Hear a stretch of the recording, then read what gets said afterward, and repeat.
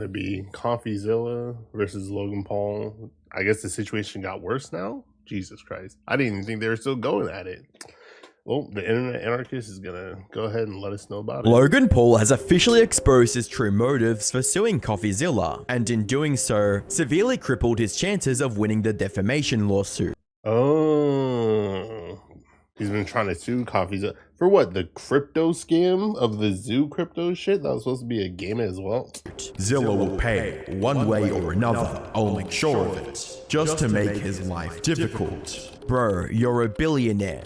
A petty billionaire. Hi, I'm the Internet Anarchist. I create weekly YouTube documentaries, and today we'll be uncovering the recent developments in the Coffeezilla vs. Logan Paul lawsuit, how it's going, what's been revealed in the latest filings, and how it could fundamentally change the YouTube landscape when it's all said and done. I think everyone watching is more than familiar with the ongoing legal battle between Logan Paul and Coffeezilla. Not everybody. I wasn't. That's why I'm here for this 10-minute video.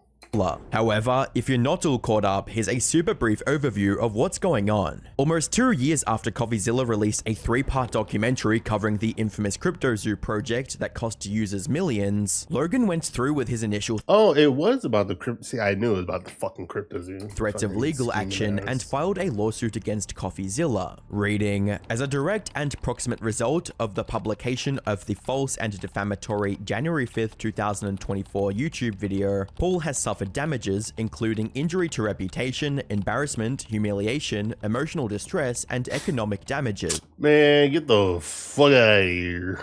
In an amount to be determined at trial. Anyone who knew the story behind their feud over CryptoZoo could tell that the lawsuit wasn't filed over genuine damages, but as a means of getting revenge against the one man who was bold enough to document and expose all of his lies. After all, Logan didn't fulfill his promise to finish the CryptoZoo game, nor did he refund egg holders.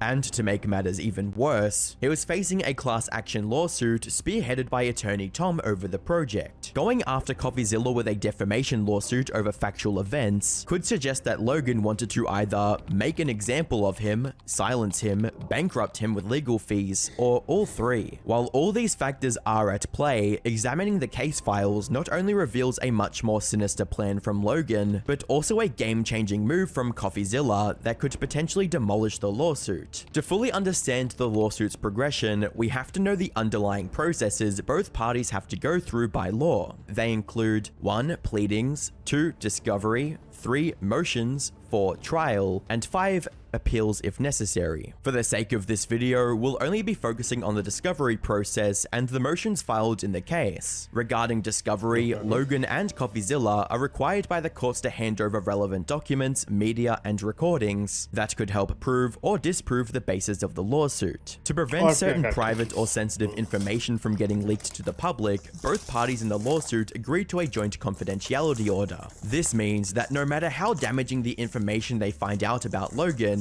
if it's deemed confidential, it won't be reported on by Coffeezilla and will be redacted in public documents. This veil of confidentiality and the necessary discovery process gave Logan the perfect avenue to demand particular communication between Coffeezilla and a yet-to-be-named third party in the CryptoZoo case. Reading, plaintiff Logan Paul moves this court to compel defendants to produce all communications between Paul and others regarding Paul's involvement with the CryptoZoo project that defendants possessed when they published the libels at the issue in this case. Essentially, Logan wanted to see everything that went into planning the CryptoZoo documentary, and argued that it was a key part of proving Coffeezilla maliciously produced the documentary. In response, Coffeezilla's legal team argued that said communications were protected by Texas's journalistic privileges and the First Amendment. They even went as far as pointing out previous instances when Logan requested these communications but refused to abide by their request regarding his communications, with the documents stating, defendants proposed a simple solution that preserves the privilege. Paul can ask Coffeezilla in a deposition whether he has certain documents or information Paul believes support his claim that Coffeezilla acted with actual malice. Defendants also offered to review Paul's production and identify which documents Coffeezilla also has. Ironically, as Logan was trying to get information out of Coffeezilla, he was filing motions to protect his own private communication from being made public. Logan's goal during discovery was to protect his secrets at all costs, while he was trying to gather as much information on Coffeezilla as he could. Sadly, that strategy would be his undoing. It would later be revealed that the individual Logan was trying to get communications about was none other than attorney Tom. To make matters worse, after the judge looked over their communication in person, he granted Coffeezilla and attorney Tom's motion, but denied Logan's. By going after them so directly, Logan had stupidly linked this defamation lawsuit to the class action lawsuit, and opened the door for the Coffeezilla side to make some actual critical connections. On the 15th of April 2025, Coffeezilla's attorney would file a motion to stay and transfer the venue of the case. Essentially, they wanted to pause all the court proceedings until the court confirms the connection between the cases and merges litigations with Logan's other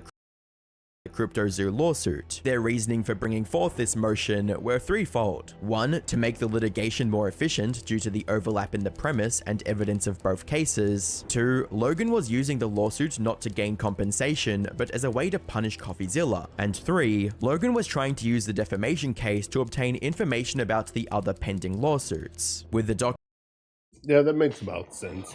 Knowing Logan Paul. Document reading, unable to obtain discovery with the Holland case effectively, stayed while the court considered motions to dismiss. Paul strategically filed this lawsuit to punish the reporter who helped uncover his cryptocurrency scam and gain discovery to defend himself in the pending civil proceedings. Regarding the second point, Coffeezilla's attorney provides some very concerning text messages from Logan made prior to filing the lawsuit, reading, "Lawyering up, suing this MFer into the ground. Then everything will come out. Court docs are public." As well as, "So everyone will see what happened for better or for worse." Logan obviously didn't take into account how bad things were about to get for him, as the next set of text messages reveal just how devastating Coffeezilla's coverage was. Reading, "There's a price to pay. That's the idea. I see the momentum building because the throne is being shook right now." As well as, "Need to shut it down." He even admits the entire purpose of the lawsuit was, quote, "just to make his life difficult." If any of these statements didn't sink his lawsuit, claiming he's a, quote, "petty billionaire," definitely did. These receipts not only wreck Logan's reputation publicly, or at least what was left of it, but also damage the strength of his arguments in court. When you look at how desperately Logan was trying to get information out of Coffeezilla, the connection between the two lawsuits becomes almost impossible to ignore. Both cases rely on the same claims and need to answer the same fundamental question of whether or not Logan scammed CryptoZoo users. Getting information from Coffeezilla was the quickest way he could bolster his legal defense. And when you take into note the timing of the case, Logan's motives become undeniable. In Texas, the state the case was filed, there is a 1-year statute of limitation for defamation claims. Logan didn't file his lawsuit until June 2024, which means he couldn't cite Coffeezilla's original 3-part series and had to go after him for more recent claims. This implies that he wasn't When was the ready or willing to sue Coffeezilla initially, and only found a reason to do so recently. Looking at everything broadly, it seems the reason was the Holland lawsuit. Logan effectively started one lawsuit to end the other, and ended up biting off more than he could chew. Logan's hasty attitude to the case has given Coffeezilla the perfect opportunity to either end the case sooner, or have it litigated alongside the more serious class action lawsuit. However, winning isn't Coffeezilla's only concern. Having sufficient funding to ride out the case was also a concern. The process of going through all the necessary documents during the discovery will require tens or hundreds of billable hours from his legal team, and that's if they're just looking over the necessary documents. Knowing Logan, he could prolong the case by flooding Coffeezilla's legal team with unnecessary documents during discovery. To prevent that from happening, Coffeezilla's legal team initially opted for the quicker way to end the case through a settlement in mediation, and was given a deadline of the 26th of June 2025 to conclude it with Logan's side. While a mediator isn't the one to give a final verdict on the case, involving one could speed up the legal process and reduce legal costs for everyone involved. I think he should start a fundraiser and ride it out.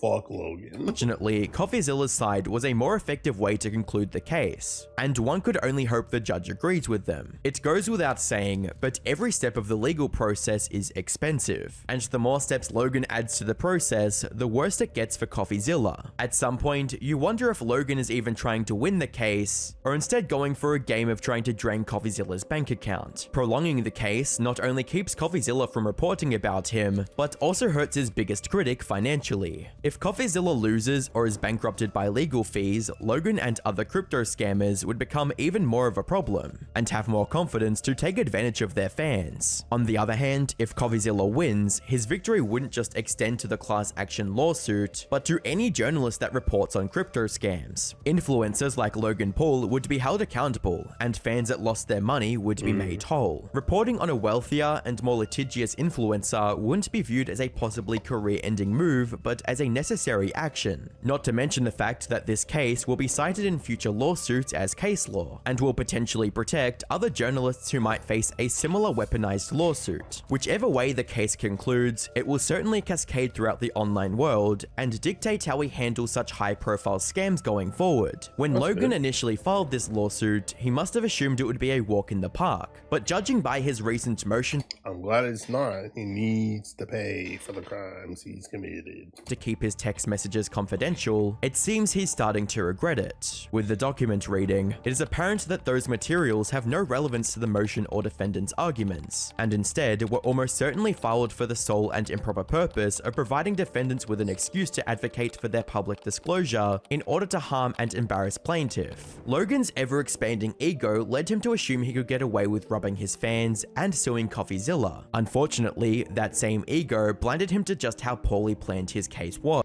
I hope Coffeezilla wins this one, because that'll be big.